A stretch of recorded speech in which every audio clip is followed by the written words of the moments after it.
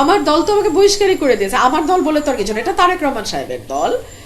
উনি তো আমাকে বহিষ্কার করে দিয়েছেন, তার আমার দল না। আমার রাজনীতি আমার দলের রাজনীতি দলের। যেই ভোটের ফেয়ার ভোটের জন্য তাদের এত লড়াই সংগ্রাম 17 বছরের, গতকালকের ইলেকশনেও তো তা বিভিন্ন জায়গায় তাদের আচার আচরণ খুব ভালো ছিল না।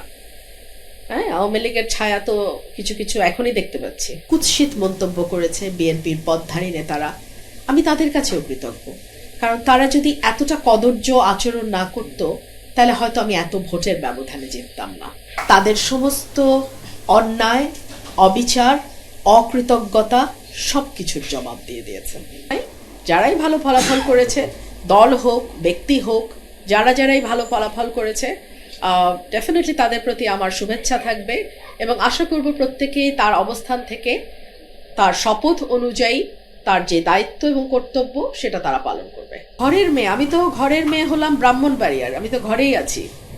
ঘরের মেয়ে তো বাইরে যায়নি। আমি যদি গিয়ে সিলেটে নির্বাচন করতাম তাহলে বলতেন ঘরের মেয়ে বাইরে গেছে।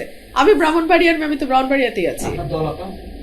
আমার দল তো আমাকে বহিষ্কারই করে দিয়েছে। আমার দল বলে তো আর কিছু না, এটা তারেক রহমান সাহেবের দল। উনি তো আমাকে বহিষ্কার করে দিয়েছেন, তার আমার দল না। অভিমান শব্দটি অত্যন্ত দামি। এটা ভীষণ আপন মানুষ ছাড়া অভিমান হয় না।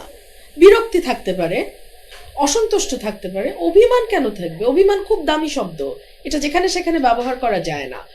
আর দলের ব্যাপারে আমার যেটা, হ্যাঁ, দলের আন্দোলন ছিল, সংগ্রাম ছিল ভোটের অধিকারের জন্য, আমাদের একটা ফ্রি ফেয়ার ইলেকশনের জন্য। সার্টেনলি সেই আন্দোলনে আমি শরিক ছিলাম, কিন্তু একই সঙ্গে দলের 18 মাসের কার্যক্রমে আমরা দেখেছি কি করে মানুষের কাছ থেকে পয়সা আদায় করা যায়, কি করে জুলুম করা যায়, কি করে জমি দখল করা যায়, ব্যবসা দখল করা যায়, বালুর ব্যবসা করা যায়, কি করে দুর্নীতি করে পয়সা কামানো যায়, কি করে রেন্ট চেকিং করা যায়, তদবিরবাজি করা যায়, কি করে চাঁদাবাজি করা যায়। এখন আপনি কি বলতে চান আমি ওগুলোরও সঙ্গী হব? তা তো নয় নিশ্চয়ই।